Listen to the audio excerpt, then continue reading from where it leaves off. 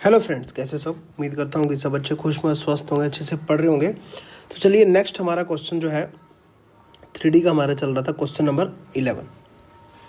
Question number 11 देखिए, the length of perpendicular from 1 to 3 to the plane इतना। ठीक है कि कोई भी हमारे को प्लेन दिया गया, कोई भी हमारे को प्लेन दिया गया, उसकी हमने परपेंडिकुलर जो है ना डिस्टेंस फाइंड आउट करनी है। पॉइंट मुझे दिए गए हैं 1, 2 और 3।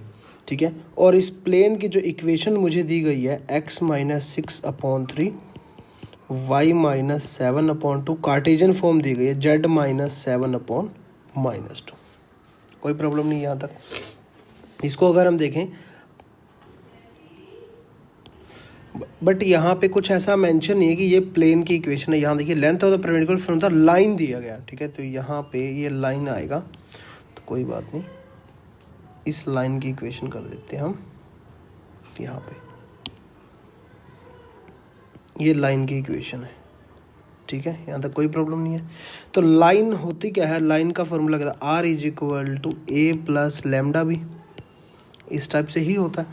तो अगर हम, आपको पता है, जब भी अगर मैं इस लाइन की डायरेक्शन कोसाइंस निकाल लूँ, जो कि मुझे गिवन है 3, 2 और -2 है, और इस लाइन को मैं नाम दे देता हूँ, कोई भी आप इसे L दे दो नाम। ठीक है, मान लीजिए PL के डायरेक्शंस रेशियोज निकाल लूँ, उन दोनों की मल्टीप्लाई क्या होगी, 0 होगी। क्योंकि परपेंडिकुलर ये दोनों लाइनें एक दूसरे के परपेंडिकुलर हैं। तो परपेंडिकुलर के अंदर डायरेक्शंस रेशियोज की मल्टीप्लाई जो होती है, ठीक है, उसकी डॉट प्रोडक्ट क्या होती है, 0 होती है। ये आप सभी को पता है। ठीक है, अगर मैं देखूं A1 A2 डायरेक्शन से रेशियो ले रहा हूँ, ठीक है, B1 B2 + C1 C2, वो क्या आएगा, 0 आएगा। तो यहाँ पे अगर हम देखें, अब मैं क्या कर सकता हूँ, इसके डायरेक्शन रेशियो निकालूंगा इस लाइन के डायरेक्शन रेशियो मेरे पास है 3, 2 और -2, 3, 2 और -2। ठीक है ना, इसके साथ अब किसकी मल्टीप्लाई होएगी, वो ऐड होगा। ठीक है, वो किसके, 0 के इक्वल आएगा। तो अब हम यहाँ से देखते हैं इस P और L की आपस के अंदर डायरेक्शन रेशियोज कैसे निकालते हैं। इसमें से ये माइनस किया जाता है, x2 - x1, y2 - y1, z2 - z1। तो यहाँ पे वो होता क्या है, = मैं लेमडा लूँगा, इस इक्वेशन को हम कैसे लेते थे, x-6/3 y -7/2 z -7/-2 लेमडा। तो x की वैल्यू यहाँ से क्या आ जाएगी, 3 लेमडा + 6। y की वैल्यू यहाँ से क्या आ जाएगी, 2 लेमडा + 7। z की वैल्यू यहाँ से -2 लेमडा + 7। यहाँ तक किसी कोई प्रॉब्लम नहीं है। तो ये मेरे x, y और z आ गए, इसके जो है ना कोऑर्डिनेट्स आ गए। अब इसको किस में से माइनस करना है, ये एक प्रकार से इसके कोऑर्डिनेट आ गए L के। ठीक है ना, अगर मैं देखूँ तो यहाँ पे L के कोऑर्डिनेट मेरे पास आ गए 3 लेमडा + 6, 2 लेमडा + 7 -2 लेमडा + 7। अब हमें डायरेक्शंस रेशियोज निकालने के लिए क्या करना है, x2 - x1, 3 लेमडा + 6 में से 1 माइनस करना पड़ेगा। समझने में टाइम लग सकता है, पेपर में टाइम नहीं लगेगा, क्योंकि वहाँ पे बहुत जल्दी फास्ट करने होते हैं ना आपको। ठीक है, तो यहीं पे हम कर देते हैं, इसके डायरेक्शंस रेशियोज में निकाल रहा हूँ PL के। तो यहाँ पे 3 लेमडा + 6 -1 हो जाएगा, और यहाँ पे 2 लेमडा + 7 -2 हो जाएगा, और यहाँ पे -2 लेमडा + 7 -3। तो यहाँ पे मेरे पास निकल आएंगे 3 लेमडा + 5, 2 लेमडा + 5 और -2 लेमडा + 4। ठीक है, अब ये जो मेरे आए डायरेक्शंस PL के डायरेक्शंस रेशियोज आ गए, उसकी किसके साथ, इनके साथ मल्टीप्लाई होनी है। वही हमने किया हुआ था। तो 3 की यहाँ पे जगह कम है, तो यहाँ पे मैं कर रहा हूँ, किससे मल्टीप्लाई होनी है, 3 लेमडा + 5 से, और 2 की मल्टीप्लाई किससे होनी है, वहाँ अगर हम देखें 2 लेमडा + 5 से, और -2 की जो मल्टीप्लाई होनी है वो किससे होनी है, वहाँ पे अगर हम देखें -2 लेमडा + 4 से, = क्या हमने पुट करना है, 0। तो इसको जब हम सोल्व करेंगे तो यहाँ पे मेरी आर की वैल्यू लेमडा की वैल्यू जो है मेरी वो आ जाएगी -1। इसको सोल्व करके देख लेना। लेमडा की वैल्यू -1 आते ही हमें एल पॉइंट मिल गया। अगर मैं इसके अंदर अब लेमडा की वैल्यू पुट करूँ, एल का पॉइंट मुझे मिल जाएगा। तो यहाँ पे नीचे हम कर देंगे एल पॉइंट मेरे को मिल गया। क्या क्या मिल गया? 3, 5 और 9। लेमडा की वैल्यू वहाँ पे -1 पुट करेंगे तो 6 - 3 3 आ जाएगा, और यहाँ पे -1 पुट करेंगे तो 5 आ जाएगा, यहाँ पे -1 तो प्लस का हो जाएगा 9 आ जाएगा। अब वहाँ पे पी पॉइंट मुझे गिवन ही था, ऊपर उसने दिया हुआ है 1, 2 और 3। अब इन दोनों की लेंथ अगर हमने निकालनी है, पी एल की डिस्टेंस फार्मूला लगा 3 - 1 2, 2 का स्क्वायर 4 प्लस 5 - 2 क्या हो जाएगा 3 3 3 9 और 9 - 3 6 36 36 और 9 जो है हमारे पास हो जाएगा 49 हो गया, तो 7 ही आ गया। P L is equal to क्या आ गया 7। तो इसकी डिस्टेंस क्या आ गई 7। ऑप्शन नंबर सी करेक्ट है। अब आप बोलोगे आप 5 मिनट लगा दिए इस क्वेश्चन में, पेपर में तो इतना टाइम होता नहीं है। पेपर में टाइम नहीं होता तो इतना टाइम भी नहीं लगाना आपने।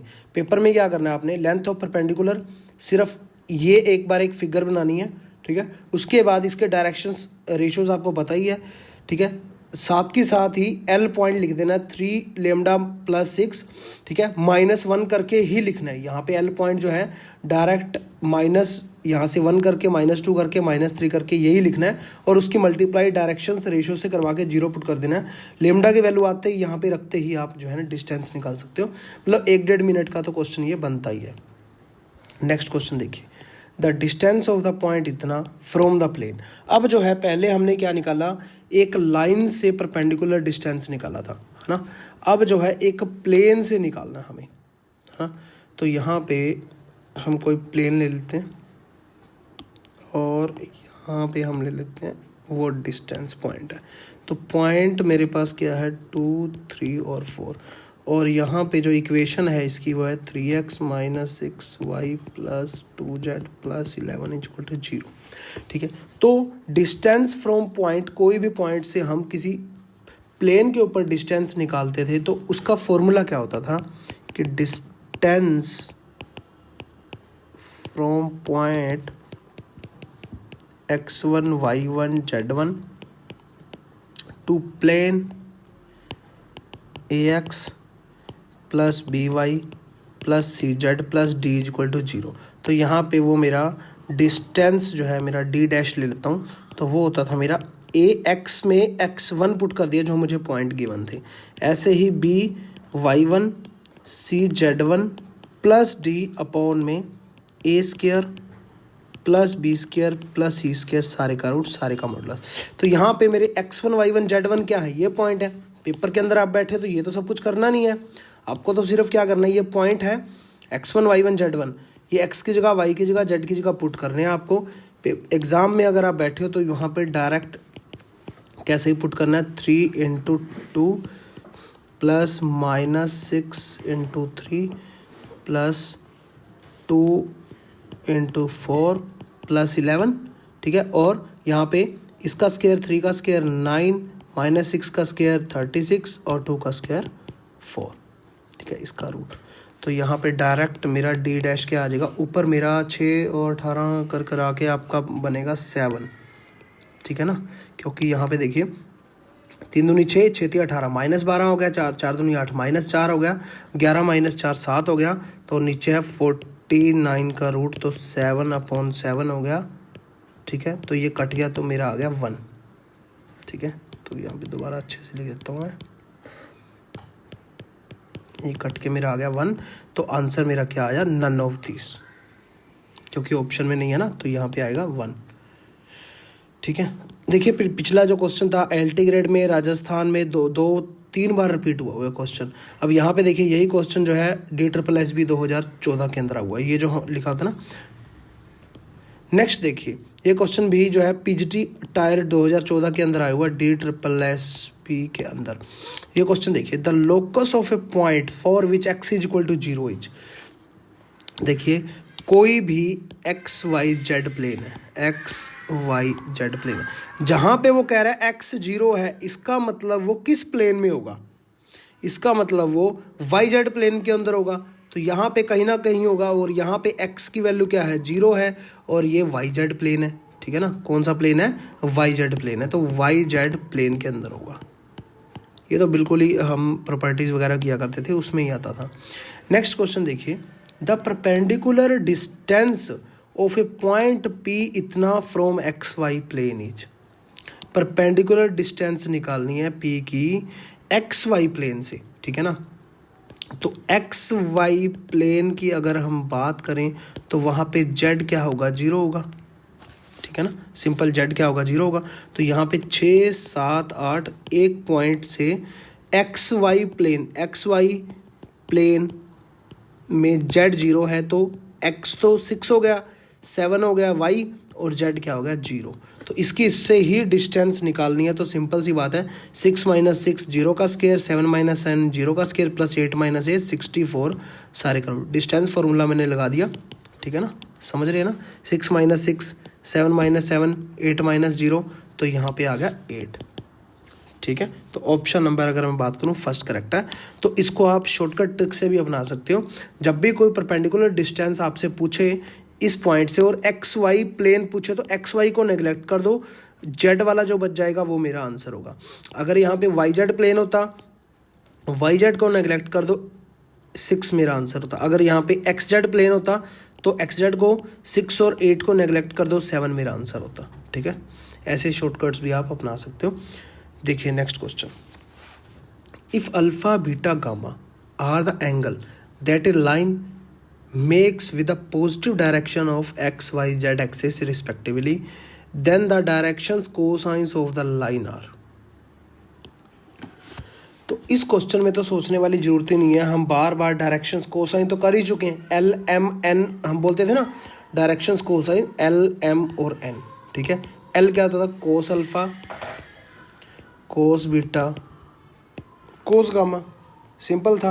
तो ऑप्शन नंबर हमारे पास बी करेक्ट हो गया। ऐसे हम क्या करते थे, X axis, Y axis, Z axis, जहाँ पे ये जो है ना हमारे अल्फ़ा बीटा जो गामा है, अल्फ़ा बीटा गामा, ये मेरे एंगल है, ठीक है, ये मेरे एंगल होते थे। और कोस अल्फ़ा, कोस बीटा और कोस गामा ये मेरे डायरेक्शंस कोसाइन थे, जिसे हम एल एम और एन भी लिखते हैं, जिसे हम L square M square plus N square 1 भी लिखते हैं, या cos square alpha plus cos square beta plus cos square gamma is equal to 1 भी लिखते हैं। या इसको अलग अलग 3-4 बार आगे और भी तोड़ सकते हो, 1 - sine square 1 - sine square 1 - sine square, या कोस स्क्वायर को फिर वही 1 प्लस कोस 2 अल्फा अपॉन में 2, उस टाइप से भी तोड़ सकते हो। अलग अलग बहुत सारे क्वेश्चन इसके बेस पे बनते हैं।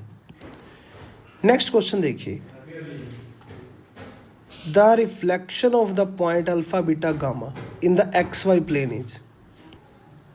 तो जब भी रिफ्लेक्शन की बात आए तो आपको सिर्फ एक चीज़ देखनी है कि रिफ्लेक्शन किससे हो रहा है। यहाँ पे देखिए रिफ्लेक्शन है एक्स वाई प्लेन से, ठीक है। Alpha beta gamma X Y plane से रिफ्लेक्शन हो रहा है, तो एक्स वाई पे कोई भी इम्पैक्ट नहीं पड़ेगा, ना तो एक्स पे ना तो वाई पे। तो अल्फ़ा और बीटा पे कोई इम्पैक्ट नहीं पड़ेगा, सिर्फ गामा जो है वो नेगेटिव हो जाएगा। तो डायरेक्ट मेरा आंसर आ जाएगा, ऑप्शन नंबर डी करेक्ट है।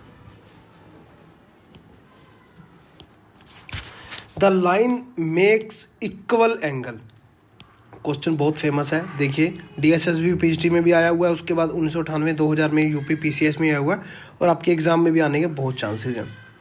इक्वल एंगल, इसका तो डायरेक्ट मैंने करवाया हुआ है, डायरेक्ट आपको आंसर ही ध्यान में होगा कि इसका आंसर क्या है, डायरेक्ट ये बन रहा है, ठीक है। फिर भी मैं बताता हूँ कैसे। Directions cosines of the line, equal angle है तो मतलब अल्फ़ा बीटा गामा क्या होंगे, इक्वल, तो alpha is equal to beta is equal to gamma. तो यहाँ पे cos square alpha plus cos square beta plus cos square gamma क्या होता है, 1। तो ये अब इक्वल एंगल है, तो 3 टाइम क्या हो गया, cos square alpha is equal to 1। तो यहाँ पे cos square alpha is equal to 1/3 हो गया। तो यहाँ पे कोस अल्फ़ा की अगर मैं बात करूँ तो प्लस माइनस 1/√3 हो गया। अब ये तीनों इक्वल है, अल्फ़ा बीटा गामा इक्वल है, तो तीनों एंगल क्या हो गए मेरे, 1/√3 1/√3 और 1/√3, ठीक है ना।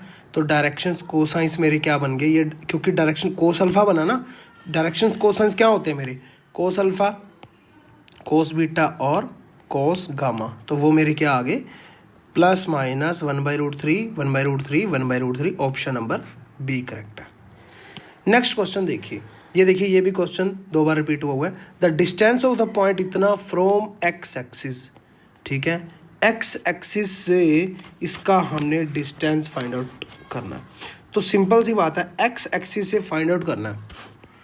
जैसे मान लीजिए मैंने एक्स वाई और जेड है, यहाँ पे कोई पॉइंट है ए बी सी स्पेस के अंदर, ठीक है ना। तो एक्स एक्सिस से मान लीजिए यहाँ पे कोई पॉइंट है, उससे ही फाइंड आउट करेंगे। एक्स एक्सिस पे कोई पॉइंट तो मानना ही पड़ेगा, तो इसकी डिस्टेंस में मान लेता हूँ ए। तो ये मेरे पॉइंट क्या होगी, ए 0, वाई एक्सिस क्या हो गया 0, और जेड एक्सिस से डिस्टेंस क्या हो गया 0, क्योंकि एक्स एक्सिस के ऊपर कोई भी पॉइंट होगा तो वो जो ओरिजिन से जो डिस्टेंस होगी एक्स की वही तो लेगा, बाकी के पॉइंट तो 0 होंगे। तो इसकी आप अब जो है ना, इसकी डिस्टेंस हमें फाइंड आउट करनी है इस पॉइंट से, ठीक है ना। ये पॉइंट मेरा ए बी सी है, तो डायरेक्ट डिस्टेंस फाइंड आउट कर लो, a माइनस ए का स्क्वायर प्लस बी का स्क्वायर आ गया प्लस सी का स्क्वायर आ गया, ठीक है। तो यहाँ पे हो गया B square plus C square सारे का root, option number C correct है। तो नेक्स्ट टाइम आपको ध्यान में रखना, कोई भी पॉइंट दे दे और जो है डिस्टेंस पूछे, एक्स एक्सिस से पूछेगा तो एक्स को 0 कर दो, बाकी का B square plus C square सारे का रूट। अगर वाई एक्सिस से पूछे तो बी को 0 कर दो, ए स्क्वायर प्लस सी स्क्वायर सारे का रूट। जेड एक्सिस से पूछे, वाई एक्सिस से पूछता तो मेरा क्या आ जाता, ए स्क्वायर प्लस सी स्क्वायर सारे का रूट। अगर वो जेड एक्सिस से पूछता तो मेरा क्या आ जाता, ए स्क्वायर प्लस बी स्क्वायर सारे का रूट, ठीक है। तो ये पूछा मेरा उसने एक्स एक्सिस से। नेक्स्ट क्वेश्चन देखिए, द लाइन इज पैरेलल। ये जो लाइन है वो पैरेलल है किसके मतलब ऑप्शन में क्या दिए हुए हैं, सारे प्लेन की इक्वेशंस दी हुई है, a x plus B Y plus C Z is equal to 0, तो प्लेन की इक्वेशन है।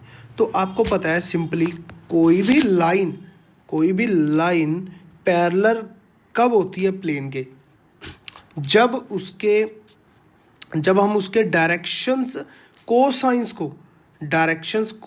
को जो है मल्टीप्लाई कराते हैं और वो 0 आ जाता है, तब हम बोलते हैं उसे कि वो लाइन और प्लेन आपस के अंदर दोनों क्या है, पैरेलल हैं, ठीक है ना।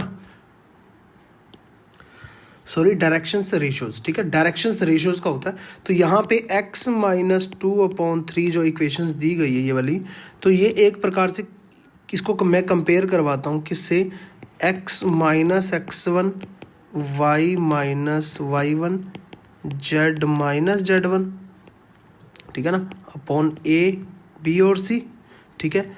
और जो भी मेरी इक्वेशन मेरी बनने वाली है, चाहे चारों में से कोई भी बनेगी, वो प्लेन की इक्वेशन है। प्लेन की इक्वेशन तो मैं यहाँ पे लिखूँगा ax plus B Y plus C Z is equal to 0 दिया हुआ है। तो यहाँ पे a1 कर देता हूँ मैं, यहाँ पे b1 कर देता हूँ, यहाँ पे c1, क्योंकि a b c मैंने पहले लिया हुआ है। तो इन दोनों के आपस में मल्टीप्लाई जब मैं करवाऊँगा, a into a1 b into b1 plus c into c1 is equal to 0 आना चाहिए, तभी मैं बोलूँगा कि प्लेन पैरेलल टू लाइन, ठीक है ना। वो उसके प्लेन और पैरेलल आपस के अंदर जो है ना, प्लेन और लाइन पैरेलल होगी। तो ये इसमें ऐसा मत सोचना कि हमने तो पहले a1 a2 से किया हुआ या l और a से किया हुआ है, ठीक है ना। तो वो यहाँ पे कुछ भी रख सकते हो आप, मेन कंसेप्ट समझने की कोशिश क्या करो, मतलब इसके डायरेक्शंस रेशियोज की इसके डायरेक्शन रेशियो से मल्टीप्लाई होगी और वो 0 आएगा, तभी हम बोल सकते हैं वो पैरेलल लाइन है, इसकी प्रॉपर्टी है। तो यहाँ पे चुपचाप वही कर दो। इसको a क्या दिया हुआ है, यहाँ पे देखिए 3 4 और 5 है, और यहाँ से ऑप्शन में से कोई उठाते रहो और जो है ना अपने टेस्ट करते रहो। तो यहाँ से मैं पहले ऑप्शन में से उठा रहा हूँ, ठीक है। तो यहाँ पे 3 की मल्टीप्लाई 2 से होगी और 4 की मल्टीप्लाई 3 से होगी और 5 की मल्टीप्लाई 4 से। समझ आ रही है, मतलब पहले मैंने 3 4 5 ये लिया और उसकी मल्टीप्लाई इससे 2 से कर दी, 3 से कर दी और इसके कोएफिशिएंट 4 से कर दी। सारे ये भी पॉजिटिव हैं, ये भी सारे पॉजिटिव हैं, तो कभी भी 0 तो हो नहीं सकता। तो फर्स्ट ऑप्शन तो देखते ही इनकरेक्ट करना था आपने, इतना भी करने की जरूरत नहीं थी। सेकंड ऑप्शन में माइनस है, इसका मतलब हो सकता है। तो सेकंड ऑप्शन को अब मैं चेक कर रहा हूँ, ठीक है। 3 की मल्टीप्लाई 2 से करूँगा, 4 की मल्टीप्लाई 1 से करूँगा और 5 की मल्टीप्लाई -2 से। तो यहाँ पे मेरा क्या आ रहा है 6 और यहाँ पे मेरा 4 - 10, तो इज इक्वल टू 0 सेटिस्फाई कर रहा है। तो ऑप्शन नंबर बी करेक्ट है। नेक्स्ट क्वेश्चन देखिए, the angle between two diagonals of A cube is, ठीक है। तो यहाँ पे पहले क्यूब बनाना पड़ेगा, उसके बाद हम जो है उनके दो जो एंगल्स हैं उसके डायगोनल्स के जो एंगल बनने वाले हैं उसका हमने एंगल निकालना है कि क्या एंगल होने वाला है। तो यहाँ पे हम सबसे पहले बना लेते हैं क्यूब, ठीक है। तो यहाँ पे एक्स एक्सिस और यहाँ पे वाई एक्सिस, यहाँ पे है जेड एक्सिस, ठीक है। तो इस लाइन को हम यहाँ पे मिला देते हैं, ठीक है। तो ये हमारा हो गया क्यूब रेडी, ठीक है। अब जो है मैं इसके जो है ना वो कर लेता हूँ, ओ कोऑर्डिनेट लिख देता हूँ, ए बी सी डी, ठीक है। उसके बाद हम लिख लेते हैं इसको ई, इसको एफ, इसको जी। तो अब हम डायगोनल बनाएंगे, ठीक है।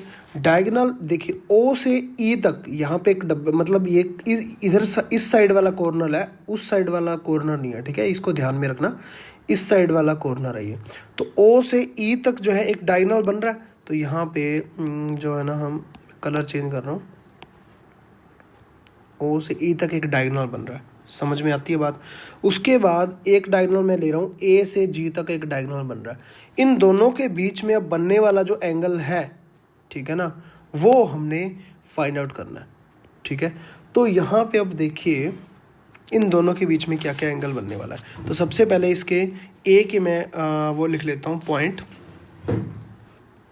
तो ए के अगर हम देखें रेड में ले लेते हैं, ए के अगर मैं पॉइंट लिखूँगा तो यहाँ पे आ जाएंगे ए 0 0, इसके कोऑर्डिनेट एक्सिस, ठीक है। और जी के कोऑर्डिनेट एक्सिस यहाँ देखें तो एक्स एक्सिस तो यहाँ पे है 0, ठीक है, तो 0 आ गया। वाई एक्सिस और जेड एक्सिस है तो यहाँ पे ए ले लिया। क्यूब था इसीलिए सारी साइड्स इक्वल हैं, तो इसीलिए मैंने सारी साइड्स मान ली ए और ए। आप कोई भी मान सकते हो, एक्स एक्स एक्स मान सकते हो, y y y, z z z, b b b, c c c, जो भी आपका मन चाहे। तो ई जो मेरा पॉइंट है ये, यहाँ देखिए ये एक स्पेस के अंदर है जहाँ एक्स वाई और जेड तीनों इंक्लूड है, ठीक है। तो यहाँ पे मेरे पॉइंट है ए और ए, ठीक है, यहाँ तक कोई प्रॉब्लम नहीं है। और जी अगर मैं देखूँ तो एक्स और वाई एक्सिस के अंदर है यहाँ पे, ठीक है। सॉरी जी नहीं, एफ की हम बात कर रहे हैं, जी तो हमने लिख ही लिया एफ की।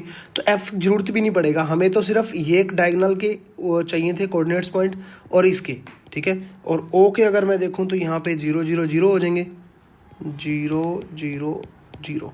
अब हम इसकी डिस्टेंस पहले निकालेंगे। ओ ई की अगर मैं डिस्टेंस निकालूं तो यहाँ पे क्या आ जाएगी, ओ से लेके ई तक। तो ए माइनस 0 का स्क्वायर, ए माइनस 0 का स्क्वायर, ए माइनस 0 का स्क्वायर, डिस्टेंस फॉर्मूला लगा देंगे। तो ए स्क्वायर प्लस ए स्क्वायर प्लस ए स्क्वायर, 3a स्क्वायर आ गया। तो यहाँ पे √3a आ गया, ठीक है। और यहाँ पे अगर मैं निकालूँ डिस्टेंस ए जी की, ठीक है ना, मैंने डिस्टेंस ही निकाल ली डायरेक्ट।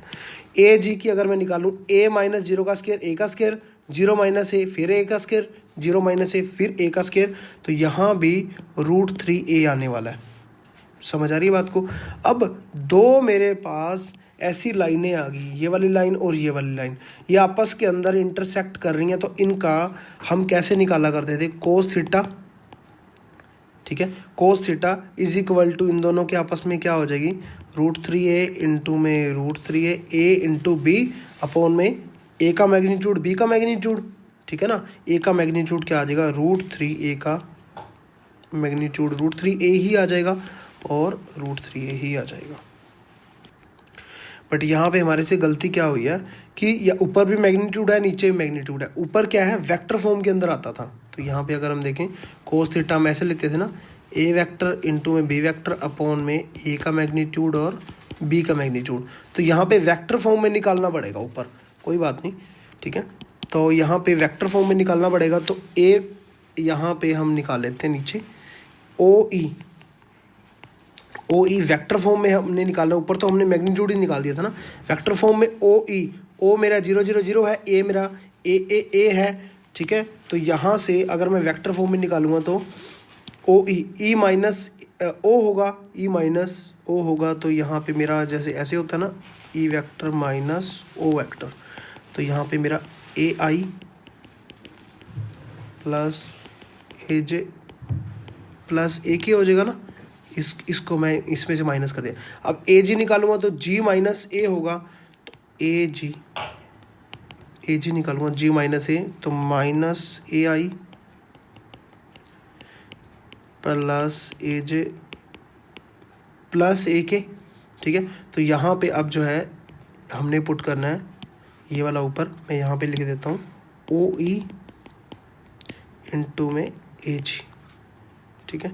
तो यहाँ पे इसका हम कर रहे हैं नेक्स्ट, यहाँ पे ये वाला cos theta is equal to, इन दोनों की आपस में जब मल्टीप्लाई मैं करवाऊँगा तो यहाँ पे आ जाएगा मेरे पास माइनस ए स्क्वायर प्लस ए स्क्वायर प्लस ए स्क्वायर, ये दोनों कैंसिल हो गए। ए स्क्वायर अपॉन में ये क्या बचा, √3 इंटू √3 3 आ जाएगा, ए स्क्वायर से ए स्क्वायर कैंसिल, 1/3 आ गया। थीटा इज इक्वल टू क्या आ गया, कोस इनवर्स 1/3, ठीक है। कोस इनवर्स 1/3, तो ऑप्शन नंबर अगर मैं देखूँ तो फर्स्ट करेक्ट है, ठीक है। समझ में आ गया। तो चलिए नेक्स्ट जो भी क्वेश्चंस रहेंगे वो हम नेक्स्ट लेक्चर के अंदर कवर करेंगे। तब तक के लिए जय हिंद, जय भारत, थैंक यू।